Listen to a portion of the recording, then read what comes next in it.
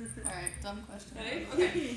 So, hello, my name is Nicole Mullen, and I'm from Teen Press. And I'm Jade Bromley from Teen Press. Yes, and we, it's our pleasure to welcome Hannah Barlow and Tim and... Not Tim. Kane Senes. Excuse me. And Hannah is an acclaimed actress and now director with Kane. And their film, For Now, is playing at the 2017 Ashland Film Festival. So if you could tell us about the film For Now. Okay, For Now is about 4 20-somethings who go on a road trip through California, and basically the premise of the film is that I invite my brother over to LA, where I am struggling as an actress.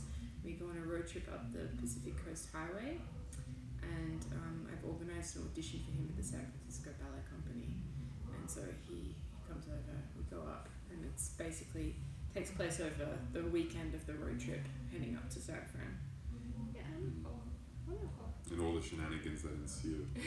Yes, the brother-sister shenanigans that inevitably happen. Yeah. Yes. Yeah, especially those two.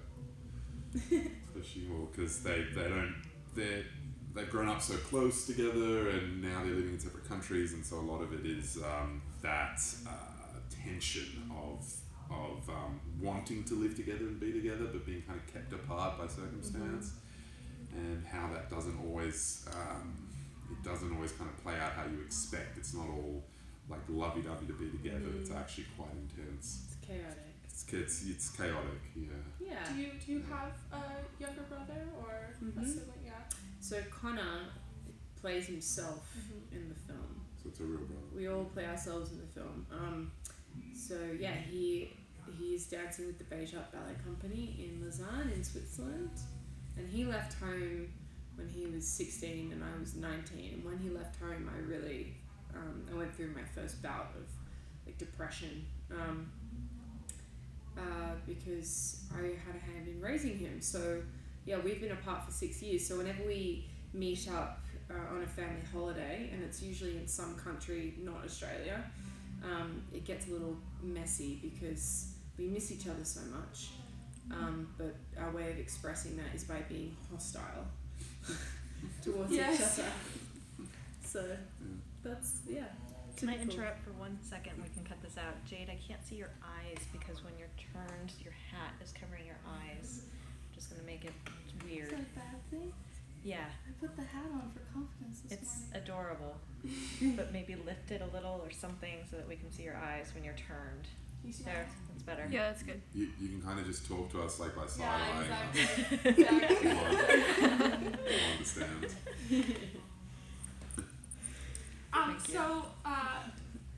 So you actually took a road trip like this.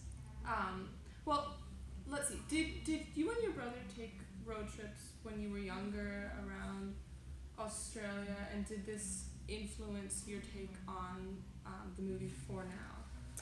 Yes, we would travel around the south coast of New South Wales, which is the state Sydney is in, and we took a road trip to Melbourne, to Adelaide. And basically our family holidays were always in the car, annoying each other. So then that's what made us really close.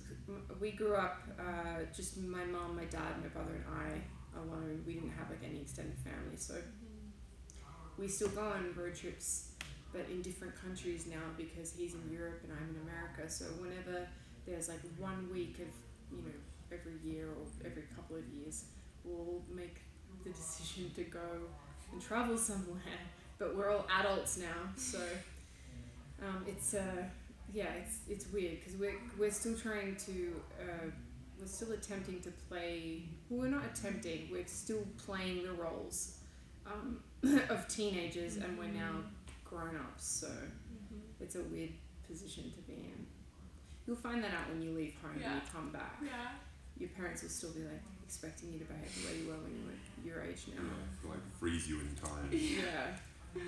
So. Yes, I have a younger brother too, and it's the same way with us. We we're really good friends, but I feel like it's our jobs to rub each other the wrong way a little bit too, right? Yeah. I mean, It's interesting that you bring that up, and I'd love to jump back into it, because when I was watching the movie, one of the scenes that really got me was when you were upset with your brother about his injury, and you were saying how much you need him, and he was saying, but I don't need you. Mm-hmm. And I was wondering how common that is with older sibling and younger sibling relations, because I have a younger sister, and she basically could live her entire life without me, and I was kind of like, I've always been her protector, and I still want to be that, even though she's like this angry, spinning, venomous 13-year-old person who doesn't like want me around anymore. I thought that was like a really interesting cultural thing that like seems to carry through. Like, what do you think?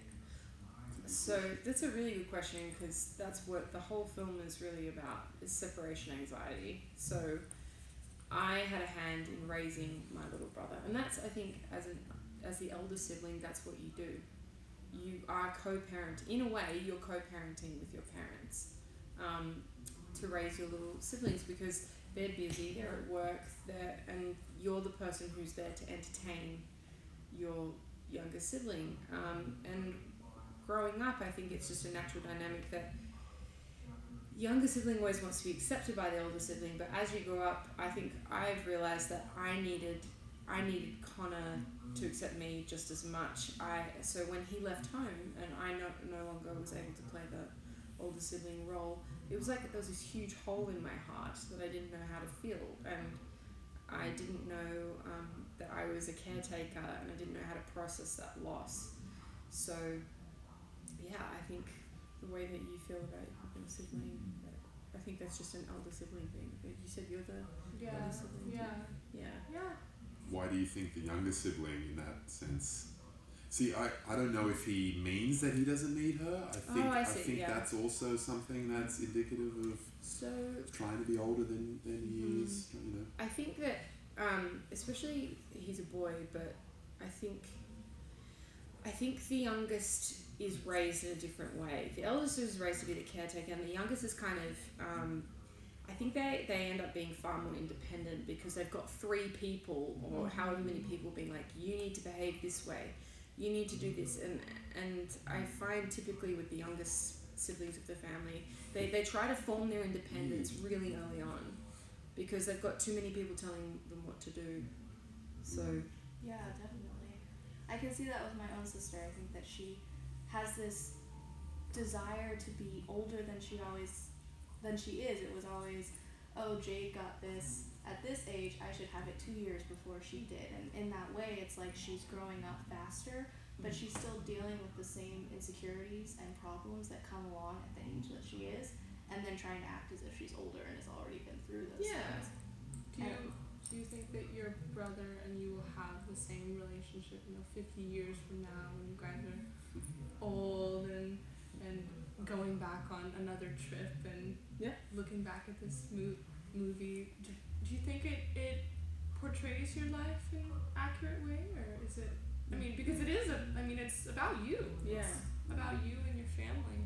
Yeah, I think that we will always have that dynamic. He will always be trying to prove to me that he doesn't need my approval, and I'll be always asking him to have my approval. It's kind of, I think we will always be rubbing each other the wrong way, and it's necessary to have somebody like that in your life, because if nobody's telling you that you stink, then you're going to be an egotistical maniac.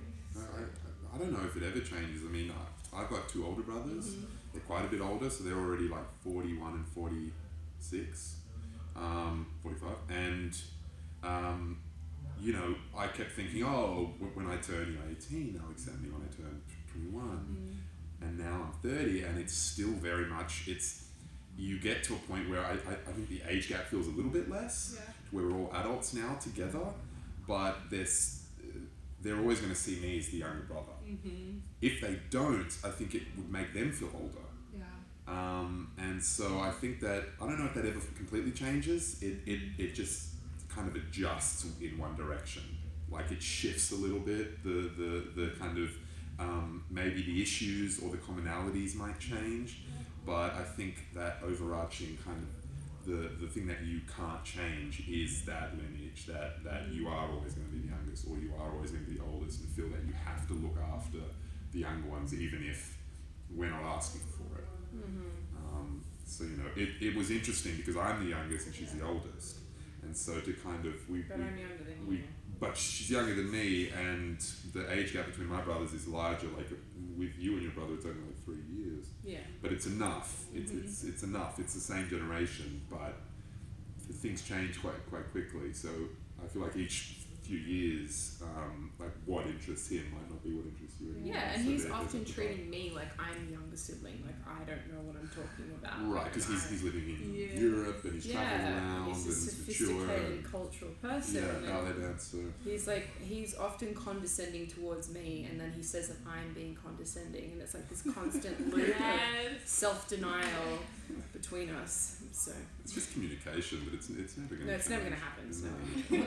it's just, Did you all use your combined experiences of older sibling and younger sibling to try to like craft a film that everyone could relate to? Because this is something, I mean, many people have older siblings, younger siblings. We've all been on that road trip where you're cramped in the car, people are tired and hungry and their legs are sore and they really don't want to be sitting there anymore.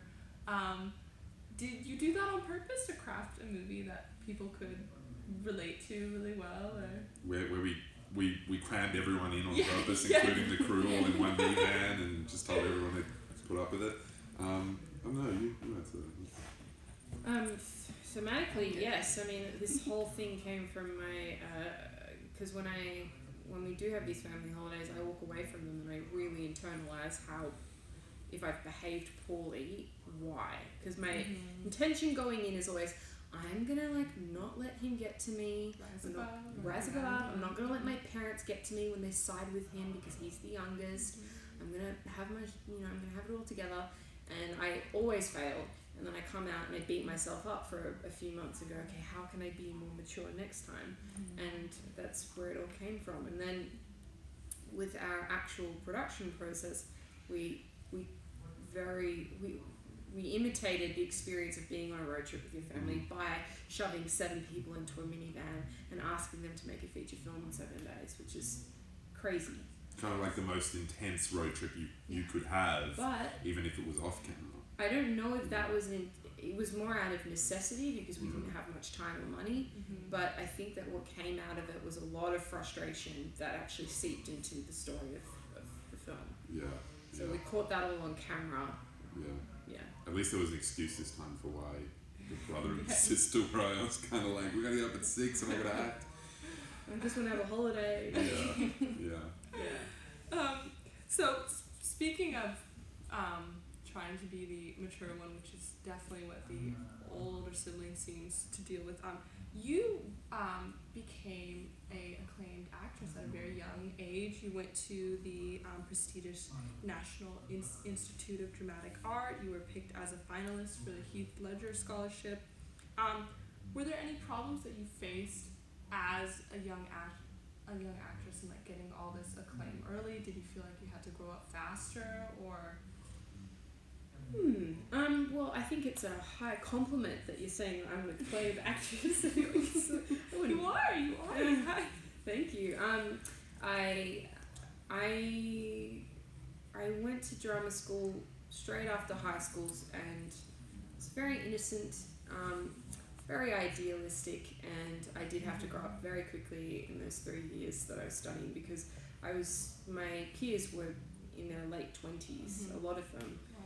So I had to grow up, and it kind of did a number on me when I graduated. I just needed to leave Sydney, go to LA, and then get, beaten up more because the industry in LA is brutal. Yeah. And I've only just after we wrapped for Now, I started booking a couple of gigs. So it's been nice to actually finally start working, but it's taken a few years, and I still struggle with the insecurity of never working and being rejected all the time. But I think as I'm getting older, I'm my ego is getting less bruised. I'm dealing with it better Yeah. than I used to. And knowing that you can always go make your own stuff. Exactly.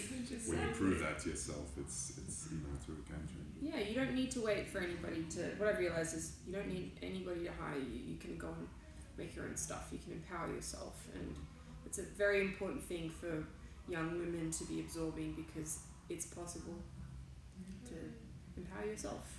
Say it out there to the kids. Yeah, definitely. Don't wait on anybody. You attended the McDonald College of Art, correct? Yeah. Which is, I'm unfamiliar with that. Is that it's like a boarding school, like an art? It's a performing arts high school. It's a high school. So like if Juilliard was a high school, Okay. and then NIDA would be like, my college is like the Juilliard of Australia. So you went to both of those schools. We were thinking it's really interesting because we are living in Ashland, and I think we get a lot of interesting and unique opportunities based on our education and the school that we go to and the programs around us, such as the Shakespeare Festival or the Independent Film Festival. And I was wondering if you felt the same way growing up in Sydney, that you had some unique opportunities to pursue the things that you want to do.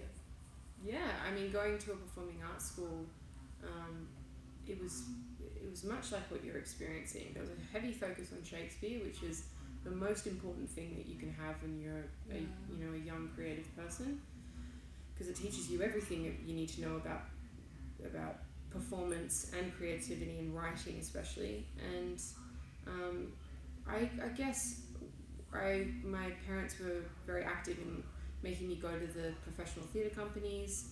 But you guys have a great opportunity here with a local film festival to be able to do this kind of stuff. Yeah, it's great. Yeah, I didn't get this even. really amazing. And with the Shakespeare Festival. Exactly. It's incredible. 8 how much months art. out of the year, that's, I mean, Especially it's such a small. I mean, Ashland is a small place, but we are really lucky how they It's value focused. the arts here. Yeah. College community, and people come here to study acting and art, and so I think we've got a lot of that influence from people who are like, Yeah. well, that's what we're here to do. So. absolutely. If you guys ever decided, I'm going to go and take a chance and go to LA or New York, you wouldn't be, a fish out of water. You know at least how to approach what you're doing or pursuing, which is a great position to be in. So what do you all think of Ashland so far? I mean, how long have you all been here? We've been here only for 3 days now. We first went to Portland and drove down, so it's our first time in Oregon in general. Welcome. Thank you. We're in love with the state in general. It's been amazing. It's got so much art, and we're yet to meet an Oregonian, that's what you say? Yeah. Who isn't nice. Good. I mean, I thought that California would kind of be the epicenter of arts and things, but it actually feels even more genuine here. Especially in Ashland, it just seems like everyone is kind of genuinely encouraging and supportive. They might all just be putting it on, but it doesn't feel that way. It really does feel like we're really kind of welcomed and accepted. And We were walking around the town last night, and I was saying, I feel like I'm in Gilmore Girls. yeah, it almost feels like it's too good to be true. It's like a movie set. Yeah, everyone's so nice. Food in every corner. Food is great. They're encouraging. People stop in the street when you're trying to cross. That's what I've noticed. Like, I'm used to in Los Angeles, even if there is a pedestrian walkway, you kind of gotta wait for 20 cars to pass, you know. Oh, you find it. Oh. You're embracing Just yourself. put it on backwards. I am a writer. This is not. I hate this. You're doing great. Well, good. I'm glad, because whenever we have people come to Oregon, I always get like, do you guys have trees there, right? So yes, Right. we do have Lots, trees in lots. Oregon, but I'm so glad you guys have seen more than just the trees. We've been fortunate that we haven't seen a lot of rain, and a friend of mine who lived in Portland for a few years was like, see how much you like it after 8 days of straight rain or 3 weeks of straight rain. We had no rain. But it's nice to have that seasonal difference, because in LA, I mean, a lot of the time it just feels like one large Relentless summer, blue and skies. the year just Oh. passes by. Too much Too sun much is a bad vitamin thing. D. Too much good weather. That's so strange because like in Santa Cruz, you've got like 3 straight months of rain and then Right. like all this sun, and it's like It's I Santa feel like Cruz. you need that like Balance. balance. Yeah. I miss the snow. I'm from Tahoe. Oh, yeah. And so you grow up with just so much snow all the time, and I just complain all winter long about the We do get a little snow bit of- here. A little bit of snow. Just a little bit. So, okay, I wanted to ask Hannah, what is it like to be, or actually both of you, what is it like to be acting and directing in the same movie, and how does that, because you are a director and you were an actress, how was the dynamic different when you were the leader and the person being led, I guess? Like, how did that differ from your experiences before? I think we'll both answer this question. But I think that I found it fun, but I couldn't have done it without Kane. So, because he was truly a mentor to me in terms of directing. He was covering a lot of the technical stuff that I have not gone to school over, and he has. He's very savvy. He's, I would say a film nerd, which is the highest compliment. Yes, exactly. But it was fun for me to be able to just say to everyone, okay, this is what the scene is about, now let's play, because the whole thing was improvised based on the script. Yeah, so but don't sell yourself short either, because even though I directed before, it was such a personal story of hers that I felt a lot of the time I really deferred to her and was like, look, is this feeling honest? Is this how you and your brother are? You go deal with that. Is this how you and your friend are? Do you think our relationship is being portrayed in an authentic way? And so a lot of that performance stuff that you see, I really think it did come from Hannah. And a lot of the time I'm off and I'm talking to the camera guy, the sound guy, whatever. But which is very important. which is obviously it's all part of it. But when we were in a scene, I don't think you can really think about directing. Luckily, we had a really good cinematographer. Our cameraman is a director as well, so it really helped for us to just be able to say to him, "Hey, look, all four of us are in this scene, but this scene is largely about these two or this one person." And he would go, "Okay, I got it. I'll kind of follow them a little more." And then he would keep his eye open and he would see what everyone was doing, and it was really up to him of when he'd move the camera. So a lot of the directing within the scene was left to him in that sense. So that's the benefit of having a great cameraman. But we would just have to call it at the end of the take and be like, "Look, have we got it?" We'd look at him, he'd be like, "Look, in terms of camera, it's great." And then we'd look at each other and say, "Well, did that feel accurate and honest?" And if it did, we'd move on. It was strange, kind of being in a scene and feeling like, okay, have we hit the mark yet? Like, I was definitely monitoring if the story was being told in each scene while also acting in it. Because you had two jobs now. Yeah. Right. And at the end of the day, we'd sometimes still be writing up scenes for the next day. Yeah, and things would change. Like, as we were filming, our actual lives started to imitate the art that we were making. Like, a lot of the things that happened in the film actually really happened. So what we would do is the next day we'd be like, okay, that was actually what actually happened during the shoot was way more interesting than what we've written. So let's just change it a little bit. Yeah. And then have to ask Connor and Catherine and ourselves for permission to do that, and then we'd go and do that. Yeah. Yeah. So it was surreal. Chaotic, surreal, really fun.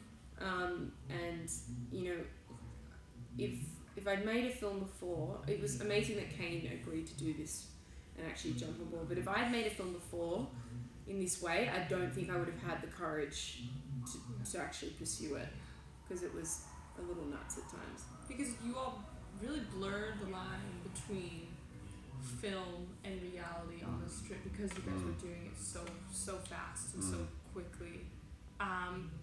Did that take a lot of trust from the whole group? I mean, did you guys get really close at the end of this film? And yeah, definitely. I mean, I think we were really close going into it. It definitely pushed us and it challenged our relationships in a really large way. But we kind of held together so strongly, because at the end of the day, it was like we'd kind of go to each other and be, crazy is this? Everyone wants to What do we leave do? tomorrow. What do we do? How do we They hate us. How do we keep the sound guy here? He's trying to bail because he hates this. We're shooting all the time. He doesn't know what's real and what's not real. We would have these arguments in front of the crew, and someone would storm off in tears or something, and they'd come to us and be like, "This is unprofessional. You've just hurt this person." We would say, "No, we talked to them about doing that. That's part of the This is scene." not real. So it was really testing what they'd been used to, because it wasn't a normal way of working. And it was by any means. non-union, and it was really stressful. I mean, Yeah. we asked them to stay up late hours of the day and, accept like pasta bowls again and again and again for meals. It was all on a budget, and they were real troopers. And shoot in the car all day. We'd be traveling all day long, and then we'd have to, settle into the cabin and shoot for another 3 hours, and they let us do that, and we're really grateful to them for Yeah. agreeing. Yeah.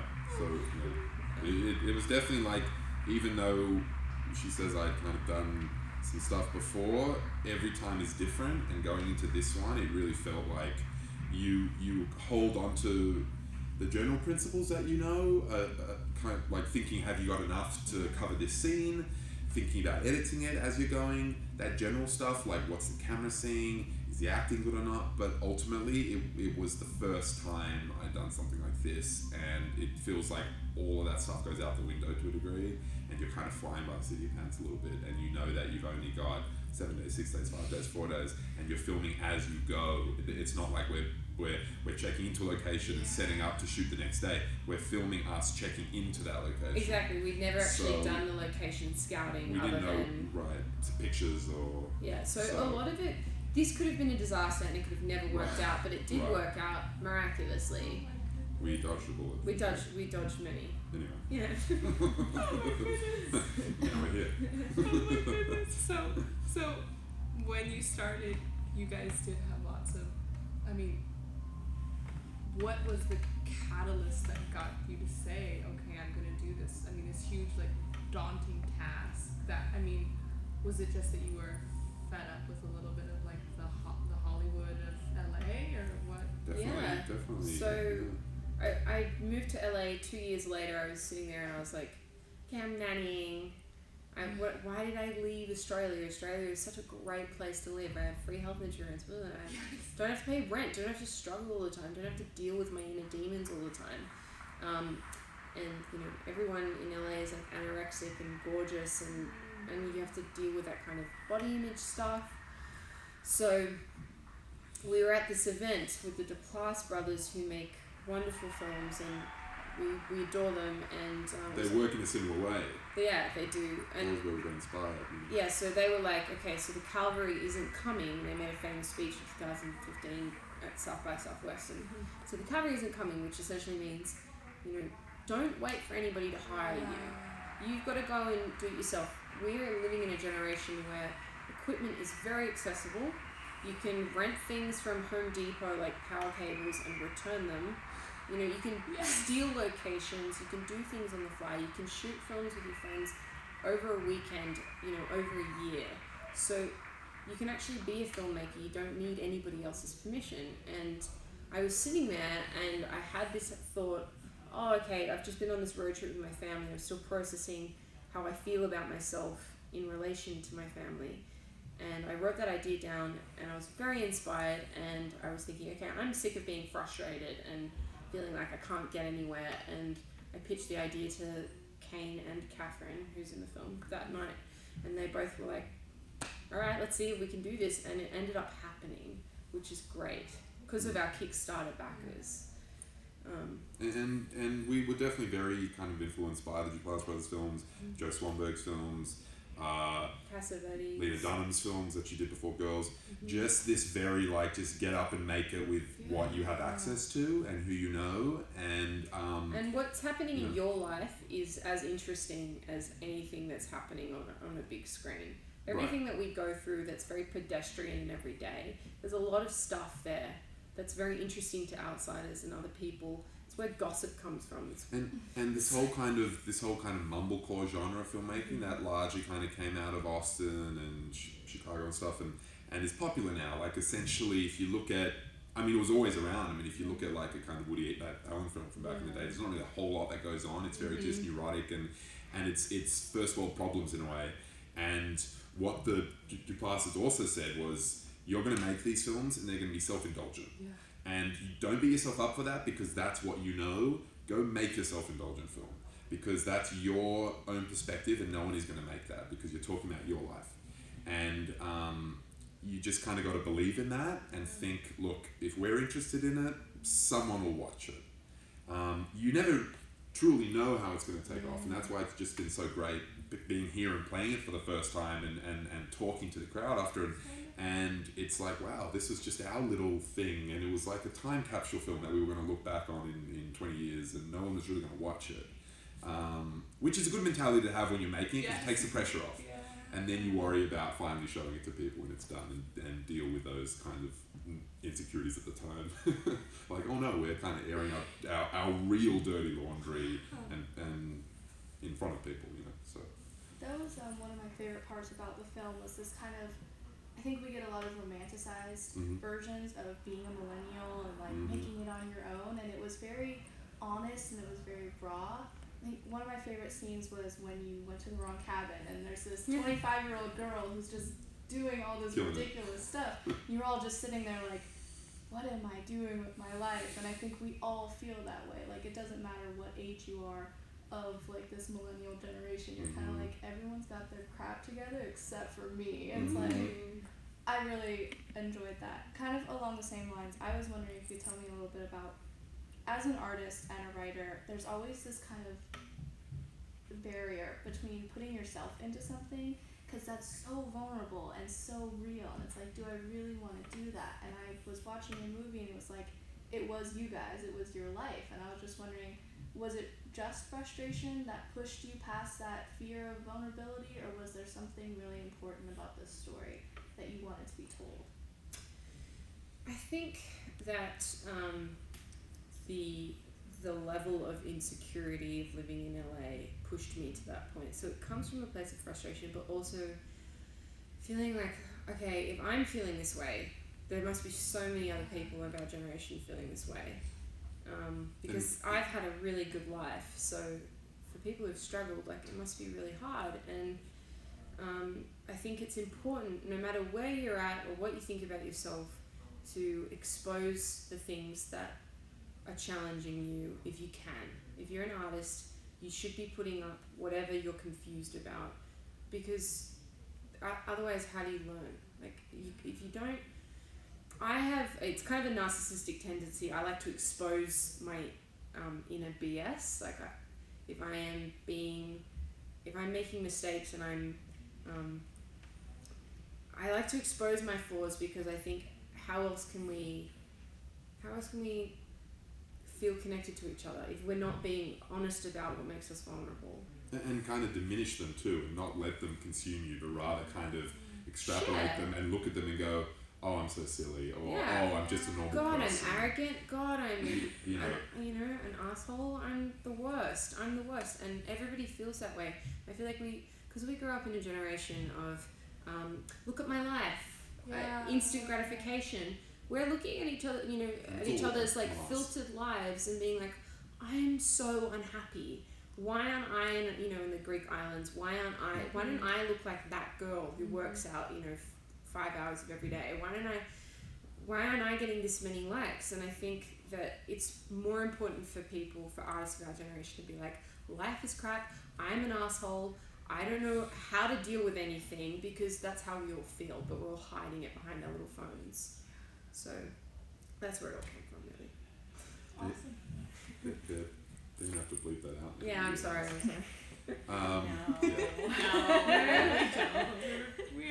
We're pretty. I mean, yeah, in Ashland. Well, this is real, right? Yeah, exactly. This is real. Exactly, Let's just swear now.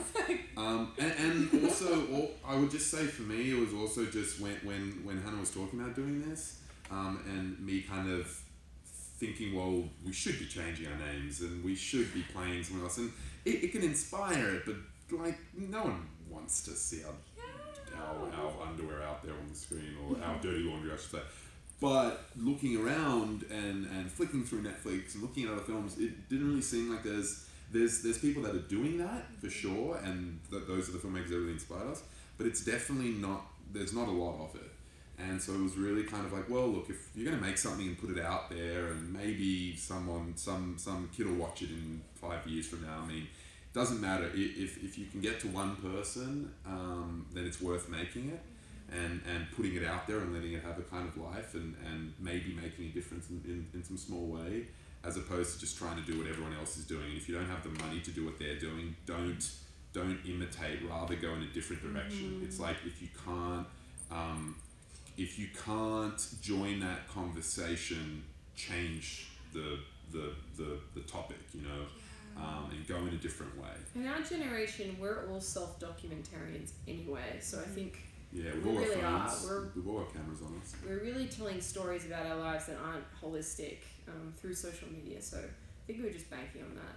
Yeah, we've grown up with YouTube and video and all that, and it's the idea of kind of video, of being videographers and storytellers is something that I think we're, like you said, it's part of the generation. It's a part of our identity. It's no longer an elitist thing to where you had to go work for a studio and work your way up as a gopher and then be an assistant director. It's now the power is in our hands to just go and tell your own stories. Exactly. You know, so that's the benefit. A democratizing of like the film industry now, everyone. So what reaction? I have to interrupt for 1 second before you ask that question because it's going to have to be your last one. Okay. So my final question, I wanted to ask, what has been the audience reaction to your story, and how have you felt hearing these people ask questions about this thing that you all have created? It's been great. I mean, we've been now to what, three screenings, and the responses have been amazing. I mean, I just didn't. I thought maybe like the first screening we had, I think there was an elderly couple that left halfway through. They might have left for some other reason.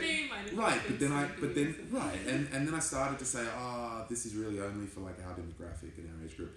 But after that, and after the next screening and the one after that, we were getting just great responses from all age ranges, and people saying, I remember my 20s, and no one really made a movie about what it was like for us, and we grew up with the Hollywood version of that. And so it's something that I think is new for this generation. This kind of filmmaking wasn't necessarily around. You had guys like John Cassavetes, who from like the late 50s onwards was making really intimate stories, but a lot of them kind of started mostly about your 30s and married life and kids and stuff. But just at this age range of not really knowing where your life is going to go yet, they really responded to that.